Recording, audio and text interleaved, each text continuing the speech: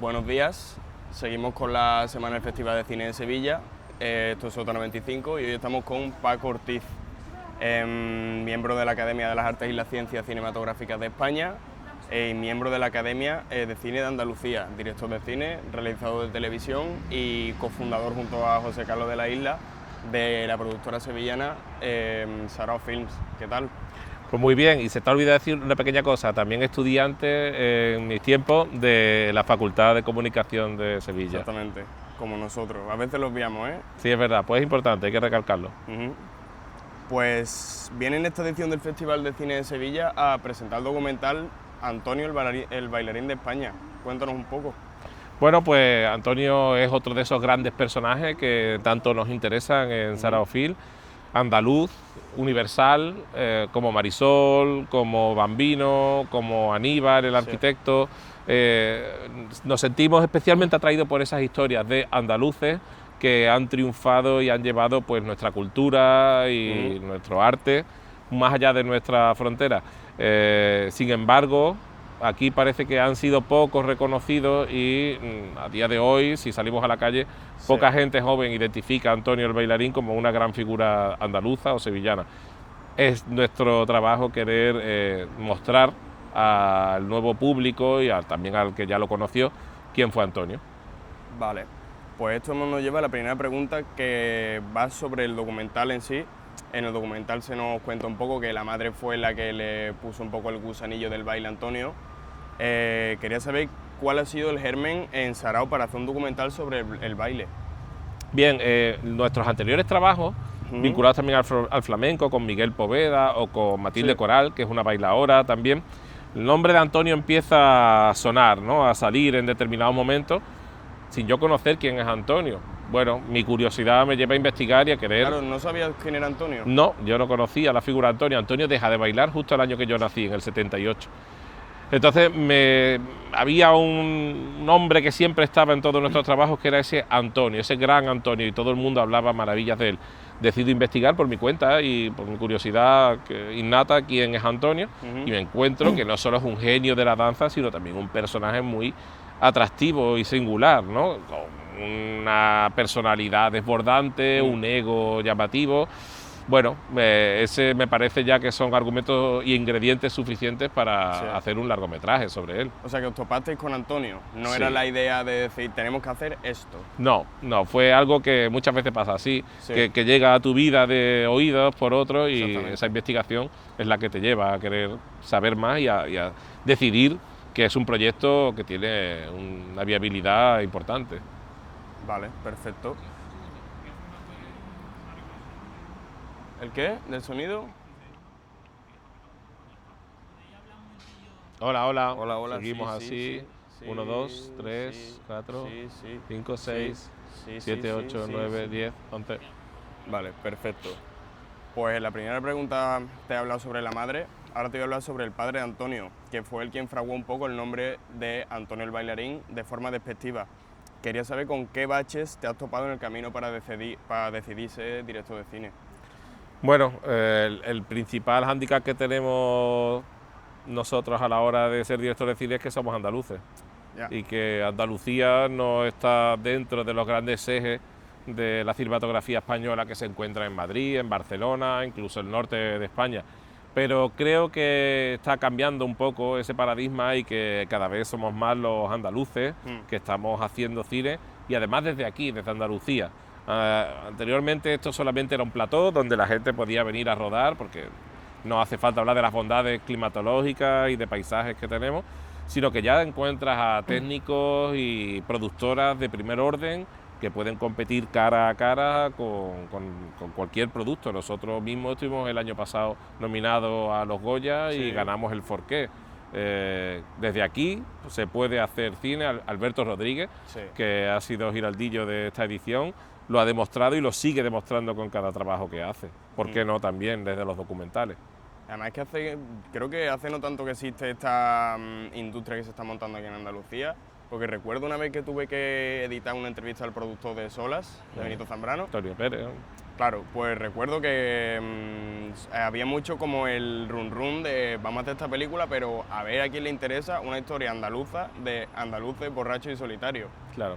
Y esa frase se me quedó súper calada porque las temáticas que se tratan aquí son temáticas universales, pero que es verdad que a lo mejor desde aquí siempre ha costado más llevarlas al primer plano mediático. Sí, siempre hemos tenido ese complejo, ¿no? Yo creo que es hora de despojarse ya de esas ideas, porque igual que a nosotros puede parecer maravilloso el paisaje de las montañas rocosas, a alguien le puede parecer la marisma de Doñana, que es un documental que se está haciendo. Ya lo hizo Alberto Rodríguez, ¿no?, al hacer La Isla Mínima, sí, donde el paisaje también era un elemento fundamental, era un personaje, ¿no? Y algo que para nosotros es tan evidente y tan normal, resulta que a alguien de Galicia le puede parecer muy llamativo, ¿no?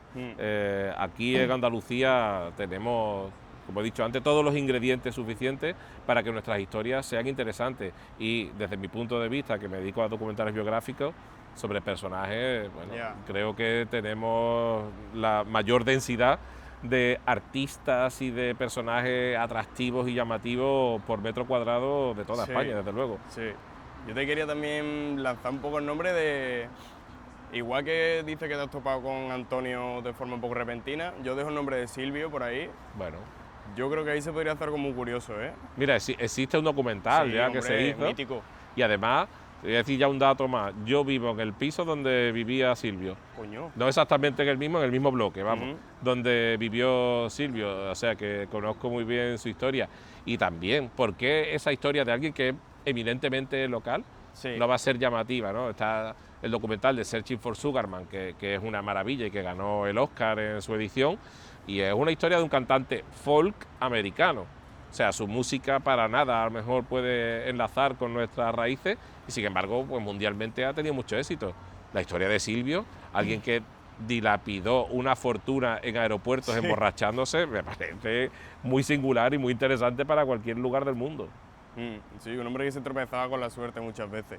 Sí. Volviendo a tu carrera, por lo que he podido investigar, ha sido una carrera bastante estable y has encadenado bastante trabajo dentro del audiovisual en muchos campos distintos.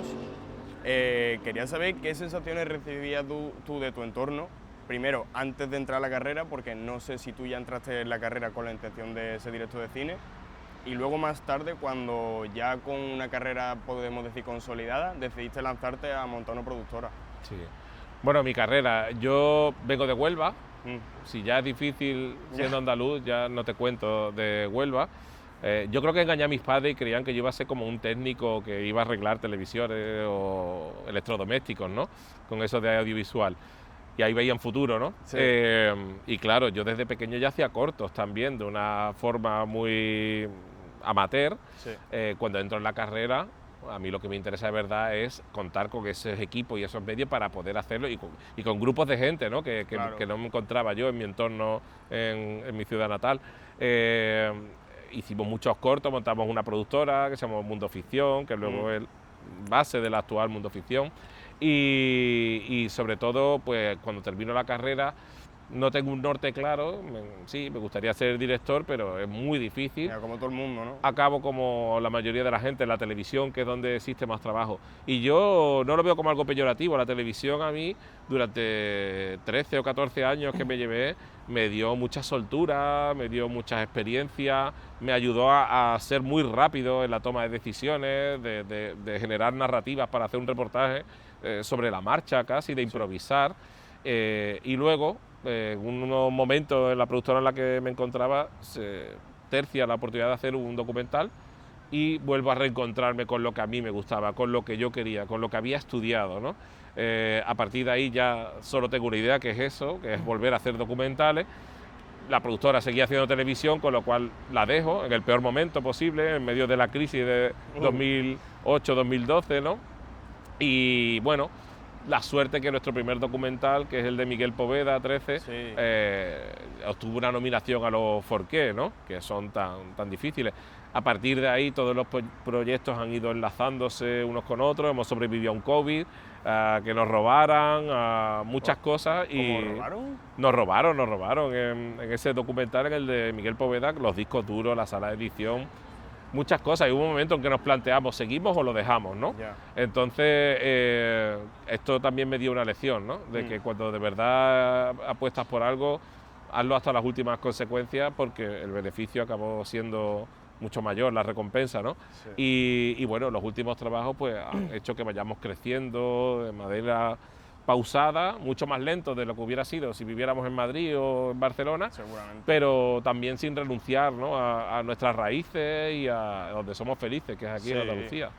Y sin renunciar a Cruz Campo tampoco. Claro.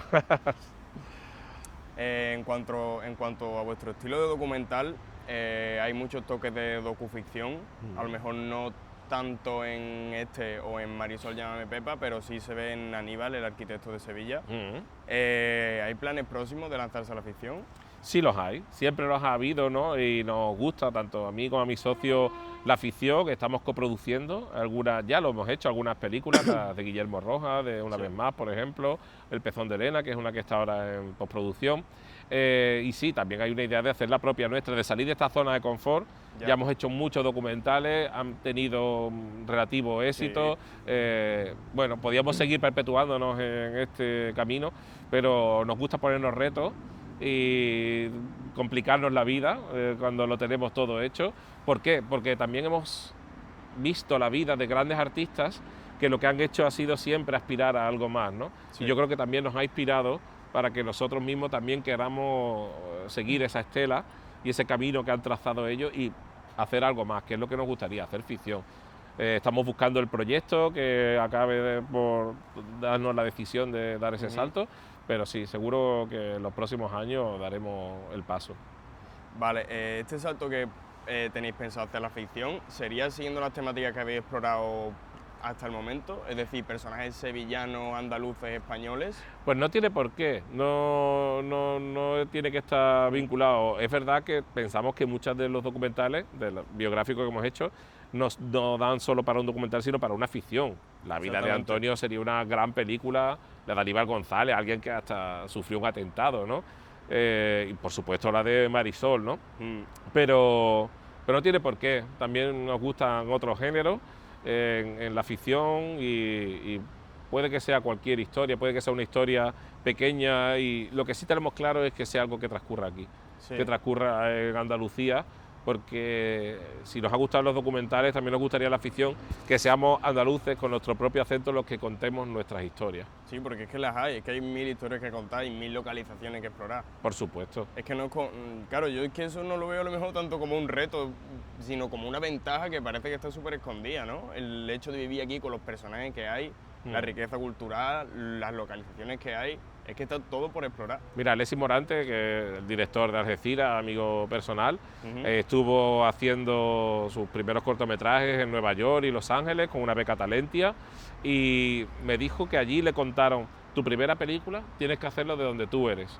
Eres andaluz, hazlo que Andalucía. Eres de Nueva York, hazlo en Nueva York. Resulta que eres de Algeciras y su primera película, El universo de Oliver, la rueda allí. ¿Por qué? Porque una película es una batalla donde vas a recibir miles de golpes por todos lados, vas a estar como en un campo de tiro, que menos que al menos el paisaje te sea conocido y familiar. Porque imagínate que mi primera película, pues yo la rodase en Alaska, ya estaría perdido totalmente. Totalmente. ¿No? Mucho mejor si lo ruedo en un entorno que al menos me es amigo, ¿no? Sí, sí. Vale, pues entrando ya un poco más en materia con el propio documental del que estamos hablando, la labor de investigación previa al proyecto, supongo que habrás conocido, como ya me has dicho, mucho mejor la figura de Antonio. A mí me queda pendiente una cosita. ¿Os han quedado preguntas en el tintero de testimonios a los que queríais haber accedido y no habéis podido al final? Más que quedarnos cosas en el tintero, me ha faltado metraje para poder contarlo, ¿no? Es un documental de 1 hora y media, es un tiempo en que se están estilizando hacerlo de 75 minutos casi. El problema es condensar la vida de Antonio en solo 90 minutos. Yo creo que hubiera dado también para una serie de 3 capítulos con un buen ritmo, ni siquiera totalmente alargando las cosas. Nos hemos dejado voluntariamente en el tintero pues mucho material muy interesante que no podíamos contarlo, y hemos condensado solo lo más importante, pero todavía hay muchas cosas que no se han podido contar de la vida de Antonio y que desde luego tienen un valor importante. O sea, hay anécdotas por las que se pasa súper por encima, como que lo metieron en la cárcel por cagarse en Cristo. En los muertos de Cristo, exactamente. Sí. Ahí solamente eso daría para casi medio capítulo, ¿no? Eso te iba a decir. Es muy interesante, es una vida realmente espectacular y no hemos hablado de todas sus fiestas de Marbella y de lo que tuvo que ser en ese momento Antonio en la Jet Set, ¿no? De sus 20 y pico películas en España, más las 4 de Hollywood, de sus giras por el mundo, de una despedida en Sapporo, que es la ciudad menos flamenca que me puedo imaginar yo del mundo, ¿no? Bueno, Chiquito estuvo por allí también, ¿no? Había muchos flamencos por allí también. Bueno, hubiera dado sin duda para, como he dicho, para un largometraje de ficción y si no también para una serie. Es mejor que la gente se quede con ganas de más a que se quede saciado, ¿no? Y el que quiera profundizar todavía más en la vida de Antonio, bueno, pues ahí tiene los programas de televisión, tiene las bibliografías que existen, donde podrá conocer todo lo que fue Antonio y cómo vivió su vida. Te lo digo además porque viendo el documental, claro, he visto como que había como 2 pesos pesados que eran su vida privada, que es una bomba, y su obra artística, que es la otra bomba, seguramente la bomba más importante. Claro. Pero claro, era muy difícil hablar de su vida artística y profesional sin caer en las miles de anécdotas que habrá tenido que tener ese hombre alrededor del mundo, con reyes, con reinas, con... Claro. Es que obviar el elefante, ¿no? En la habitación no puede hacerse.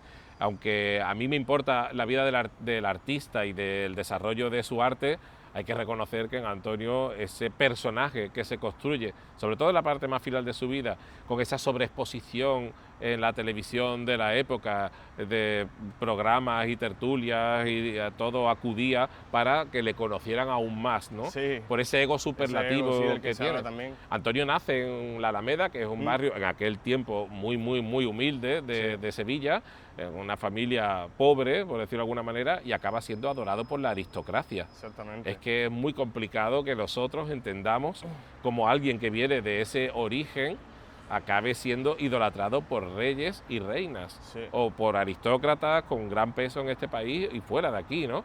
Que Picasso fuera a verle a él. No es él el que va a ver a Picasso, o la reina Isabel II de Inglaterra. Son ellos los que van a conocer a Antonio, no Antonio a ellos. Seguro que era un hombre que no le temblaba el pulso, ¿no? Cuando se cruzaba con estas figuras, y por eso mismo debería estar al nivel de ellos. Claro. ¿Por qué en Sevilla solo existe un conservatorio, ¿no? Y no existe unos premios de danza? Una avenida, ¿no? Como dice Antonio Canares, no una calle, una avenida, ¿no? Con su nombre, ¿no? Hay una frase también que me decían en otro documental Mercedes de Pablo, que es que en Sevilla enterramos muy bien, pero olvidamos mejor. Y creo que eso es extensible al resto de España, ¿no? No somos conscientes del gran talento y de la memoria de los artistas tan importantes que hemos tenido. La memoria histórica está muy bien, me parece genial con temas políticos, sobre todo con escritores clarísimamente, pero también hay más artistas de otros géneros, ¿no?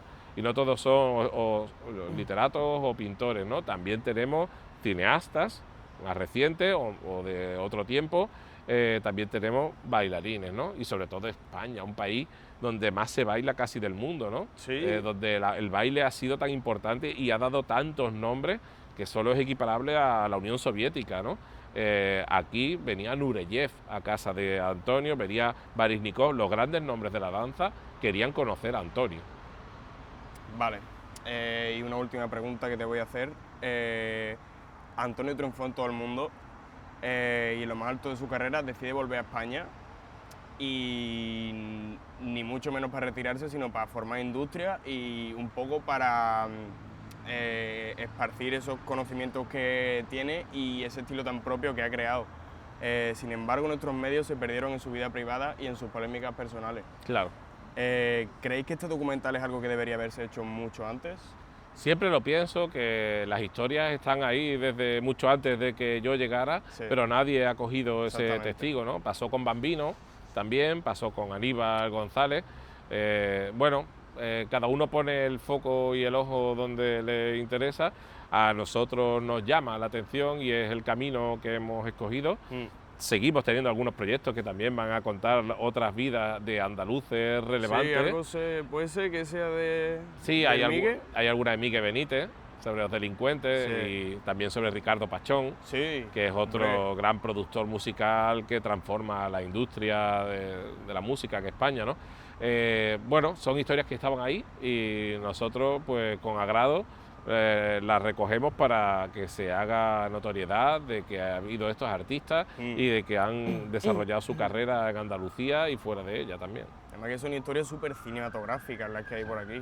Claro, sí, es que lo tenemos todo. Así que un poco más, es que ves claramente el planteamiento, el nudo y el desenlace, lo ves claramente. Mira, la de Bambino, por ejemplo, y Antonio son muy similares. Sí. Son grandes artistas que llegan al éxito, que se tienen que ir fuera de Andalucía, como no podía ser de otra manera en su tiempo, pero a Bambino, que es un cantante, le afecta un cáncer de garganta, y a Antonio, que es un bailarín, le afecta una hemiplegia. Sí. Le ataca el destino donde más les duele, ¿no? Y es curioso cómo ambos reciben esa fatalidad, ¿no? De la misma manera. Antonio vivió un poco más tiempo y Bambino pues se nos fue muy pronto, ¿no?